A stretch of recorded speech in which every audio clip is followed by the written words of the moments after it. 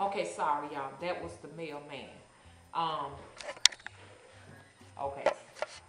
So, but in the daytime, it's a flea market, and so by being a flea market in the daytime, people do they were doing all kind of things. They were selling like huge gophers that were like they were for sale to eat and stuff like that. Gopher rats. They were like they cook like a broiled cook like whatever, and they burn the hairs off of them, and you take them home, and they had all kind of vegetables that I've never seen, and so like a big huge market up in the daytime.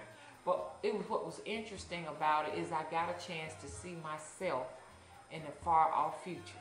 Because I was sitting there. Now I know you all think this is crazy, but I was sitting there, and I said, "Wow, this lady has this very mysterious look about her." But what was interesting about her is that she had these feathers like on her head, and she can kind of like raise them up and let them down when she wants to, or whatever. But when I looked at her real good, and she looked at me, the spirit was so similar. I said, that's me. That's me, you know. And anyway, I had these cards, like these playing cards, and people would come to me, and I was reading them the future and all of that stuff like that.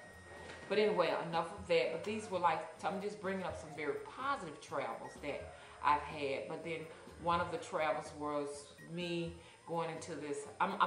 This happened to me so much. I'm always in this hospital, this huge hospital, and these people are always trying to catch me. But I've gone in and seen many surgeries performed, you know, and where I was almost like affecting the surgeries and stuff like that.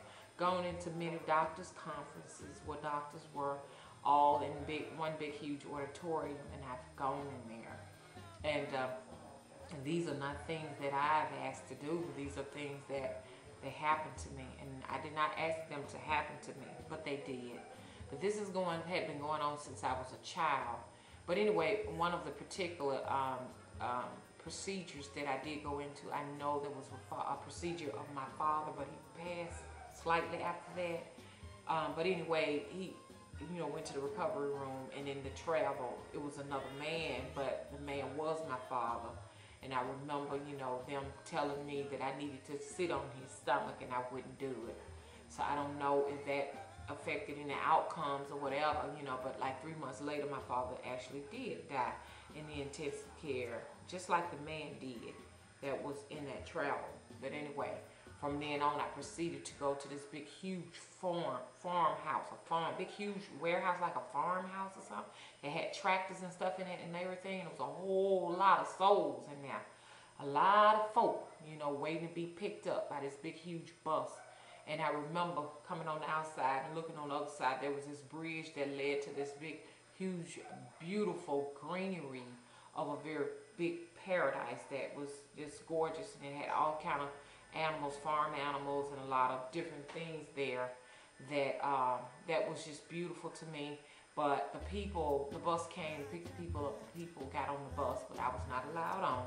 And I watched the dust kick in the air, and I watched them cross the bridge. So I always said that was the place that my dad was in, and that's the way he went, and he went over. So anyway, to get that out of the way. But these are some of the travels that I call very positive, very necessary. And I won't say that when I was in the pack, that wasn't very necessary, and that wasn't, but it's just something that happened. But like I said, life is a puzzle. Everything that happened to us, from dreams to our physical state, wake state, they're puzzles. But we always should keep a record of it and keep it recorded in our journal, because nothing just chance happened. It's for a reason. And then that's coming back to when I told you that I was the rat in the dollhouse.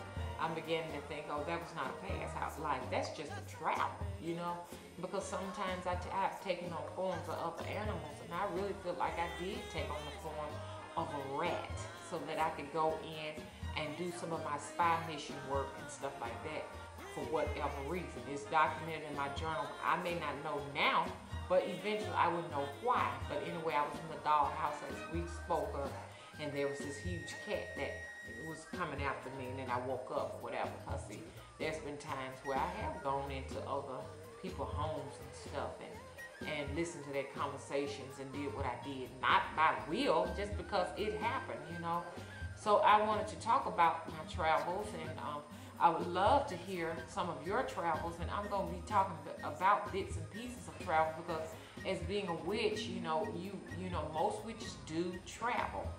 They say we travel on broomsticks and shovels. Now it may be some that do get on broomsticks and shovels and pitchforks. I'm not sure of any of that. But I know for sure that when I do travel, it's more of a spiritual travel, which is the most pure travel, which is the most vivid travel of any, because it's much greater than the physical. Because I can go places, I can go out of spaces, I can go to different parts of the universe, and my physical body is not touched, and then I can come back here safely. Okay, so because I've gone to another planet, a planet that had, instead of like we have this like sunlight of whiteness, like a white light, yellow light, blue sky. It was more of a orange glow, Hang on a minute, let me check my camera. Okay,